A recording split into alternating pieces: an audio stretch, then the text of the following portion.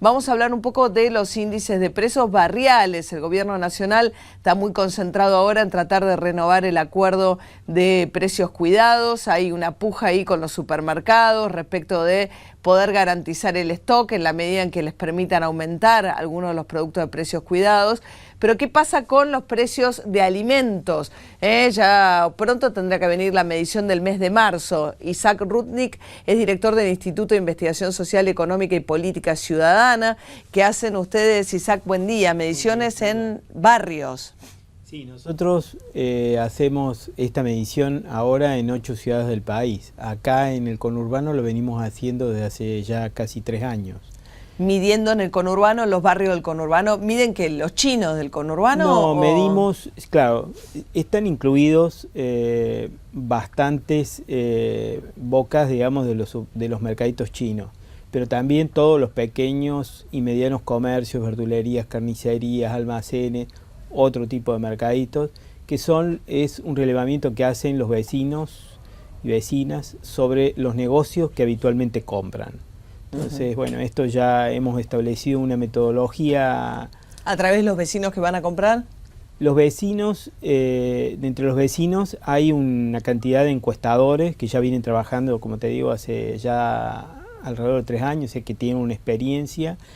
La encuesta se hace sobre los mismos negocios que se vienen haciendo, porque esa es la metodología adecuada para poder medir si efectivamente los precios aumentan o no aumentan. Es una selección de negocios que se hace primero, que se hace sobre un censo que se realiza previamente de una cantidad de negocios. Nosotros, cuando partimos con la muestra en el conurbano, se hizo un censo de aproximadamente 2.500 negocios, pequeños y medianos, en 20 distritos del conurbano.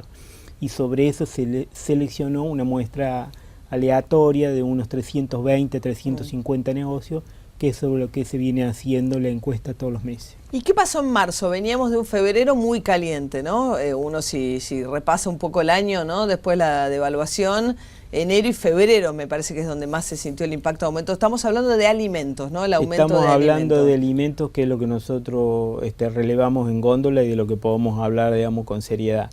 En enero el aumento, el incremento respecto a diciembre fue bastante coincidente con el que dio el nuevo IPC. El INDEC con el índice de precios. Con el nuevo índice de precios. El INDEC dio un aumento para enero en alimentos de 3,3% y nosotros relevamos 3,38%. En febrero el INDEC dio 4% en alimentos y nosotros evaluamos 9,2%. Hay un salto importante de la mano de los incrementos de la carne. La carne en febrero aumentó un 15% y la carne tiene un peso muy importante en la dieta familiar. Por eso, cuando se dispara la carne, se dispara todo el índice de precios, se potencia mucho el índice de precios. En marzo, con este colchón, que no viene solo de enero y febrero, sino que viene del último trimestre del 2013, ahí hubo aumentos muy importantes, esta situación es conocida. Bueno, es probable que haya un amesentamiento. A nosotros en los primeros datos provisorios nos está dando 1,8% de aumentos en marzo. ¿En alimentos? Siempre alimentos, sí. Pero lo que me parece que es significativo comparar es el trimestre, porque eso da una idea más... ¿De qué pasó enero, febrero, marzo? ¿Qué pasó enero, febrero, marzo? Tuvimos un aumento del 15%. ¿En alimentos? En alimentos. O sea, el primer trimestre del 2014 ustedes detectaron un incremento en alimentos, que es el que más golpea el bolsillo, del 15%. Del 15%, y si lo comparamos con el último trimestre del año pasado, que fue un trimestre muy alto, hubo también un incremento, porque el último trimestre del año pasado nosotros evaluamos 14%. O sea que en un semestre llevamos solo en alimentos incrementos del 29%. Y aproximadamente el 29%, claro. En alimentos. En medio año. En medio año. Y si lo comparamos con lo que viene sucediendo de los últimos 4 trimestres, o sea, segundo, tercero y cuarto trimestre del año pasado y primer trimestre de este año, también es muy significativa la conclusión de una tendencia ascendente. O sea, en el segundo trimestre del año pasado, el aumento el incremento respecto al primero fue del orden del 4,25%. El segundo trimestre estuvo por encima del 6%, hay un pequeño salto, y el gran salto fue en el último trimestre, que nos llevó al 14%. O sea que el último trimestre del 2013 ya fue muy caliente, arriba de eso vino la devaluación, entonces tenemos, digamos, una inercia, digamos, una dinámica que ya venía del último trimestre y que se profundiza en términos de inflación con la devaluación para el primer trimestre de este año. Claro. A eso hay que agregarle que estamos hablando de un trimestre en el que el gobierno, por un lado, instaló la devaluación, pero por otro lado puso en marcha este programa bastante ambicioso que es el de precios cuidados. Entonces ahí hay que tener en cuenta que en el marco de la puesta en marcha de precios cuidados, la inflación en alimentos no se desaceleró, sino al contrario tuvo incluso un pequeño incremento respecto al último trimestre del año pasado. O sea, lo que está por afuera de precios cuidados, la dinámica fue que aumentó, se aceleró la inflación. Claro, en realidad de que está por fuera porque el programa no contempla los pequeños comercios del conurbano.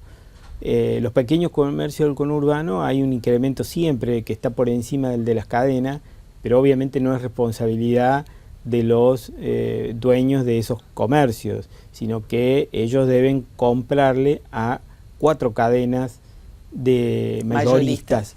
Sí. La discusión es significativa, incluso la discusión en los últimos días de estas cadenas mayoristas con el gobierno. El gobierno anunció un acuerdo o un probable acuerdo con 70 productos, dijo, 70, el precio cuidados son 200, dijo, 70 productos, dice el gobierno, que está intentando acordar con las mayoristas. Aparentemente por interés también, me decía gente del mercado, de interés de las mayoristas mismas, que ven una competencia en lo que es precios cuidados, de los productos que están dentro de la lista de precios cuidados, en los minoristas les compiten a ellos en precios. Claro, porque los pequeños comercios van muchas veces al supermercado, a la cadena de supermercados de la zona, a hacer su compra, digamos, entre comillas, mayorista. Pero lo que es interesante es lo que manifiestan los dueños de las cadenas, porque dicen que en el mejor de los casos pueden acordar precios con el gobierno, pero como mínimo un 10% por encima de lo que han acordado con los supermercados. Eso es lo que han venido diciendo ellos en la negociación con el gobierno. O sea, ahora lo que están discutiendo es tienen que renovar precios cuidados porque vence ahora, el fin de marzo, sí. Y los supermercados quieren aumentar el valor del precio de los productos incluidos en precios cuidados. Y ahí está el tironeo y ver si incluyen además a los mayoristas en el acuerdo. Exactamente, pero los mayoristas tienen el planteo de que no tienen la misma logística que las grandes cadenas para garantizar los mismos precios que les garantizan, que pueden garantizar las cadenas, que es el mismo planteo que le hizo al gobierno la cadena de supermercados chinos, que hizo un principio de acuerdo en el mes de febrero. O sea, ellos plantearon de que solo podían ofrecer 800 bocas para el acuerdo de precios cuidados, las cuales la mayoría están concentradas en la capital. En el conurbano hay una por partido. Yo, por ejemplo, vivo en San Martín y ellos ahí ofrecieron una sola boca digamos, que podrían estar dentro del programa. Claro, hay una historia. Justo el otro día me decía un kiosco que tengo en la esquina de casa, acá es cerca de Villa Crespo, Palermo, que a él le venden que en el chino ahora está encontrando más barato la yerba de lo que le vende a él su mayorista de la yerba, para después él remarcar lo que tenga que remarcar para hacer la venta. Hay como toda una distorsión también de precios muy grande, ¿no? Y hay ejemplos paradigmáticos. Por ejemplo, el aceite, hay alguna marca de aceite, primera marca, el aceite cocinero, por ejemplo, que es una marca muy popular. Usted la encuentra en el supermercado con el precio marcado en la etiqueta, que está dentro del programa de precios cuidados. Ahora, esa misma botella de aceite, en la misma calidad y la misma marca, En el mercadito chino lo encuentra al doble, pero sin la marca en la etiqueta. Ah, claro. Y cuando uno habla con el dueño del supermercado chino, le dice, bueno, lo que pasa es que obviamente yo no tengo ninguna posibilidad de dar ese precio porque a mí no me lo venden Al precio, claro. claro, por encima de lo que vende el supermercado. O sea que ustedes han registrado 2 trimestres consecutivos muy calientes con una marca en marzo que es descendente respecto a lo que venían registrando, digamos, diciembre, enero, febrero, todo más con mayor presión inflacionaria sobre precios de alimentos que lo que resultó finalmente marzo. Claro, exactamente. En marzo hay un descenso.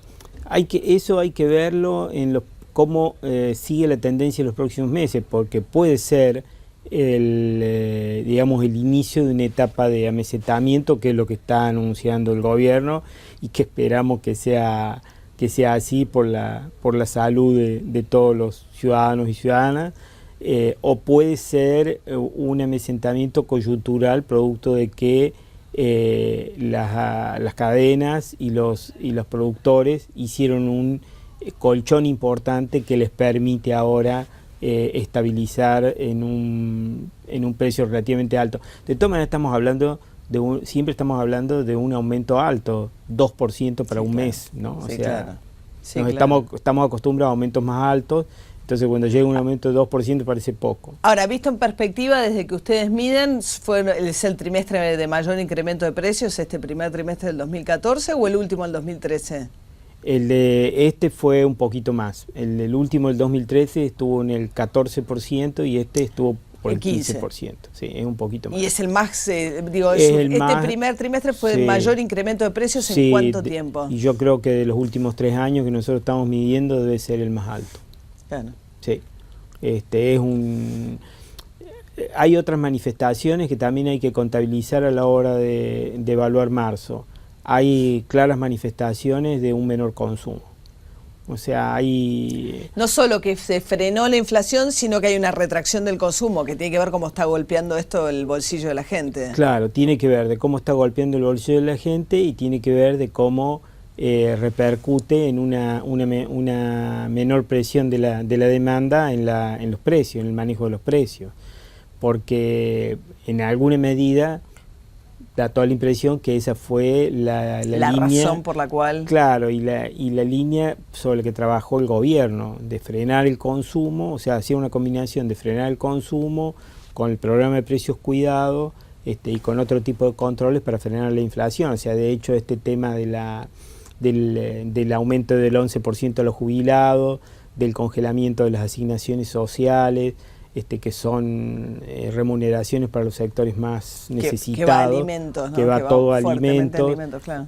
Combinado también con un virtual congelamiento de las paritarias, porque con la prolongación de las negociaciones, en realidad lo que ha sucedido es que durante estos 3 meses los sectores que viven de una remuneración fija han tenido que abordar todo este proceso de aumentos sin ningún incremento. Claro. Entonces, por ejemplo, hay una estadística de la CAME, que es una organización de pequeños y medianas empresas que no es opositora al gobierno, donde está dando una retracción del consumo para enero del 3% en general y del 6% en febrero. Y ya en febrero están ellos detectando una retracción de consumo de alimentos del orden por encima del 3%. Claro. Entonces ahí claramente hay una presión de la baja, del consumo a la baja, para que los precios se planchen. Isaac Rupnik, muchas gracias, buen día. Gracias a vos, María.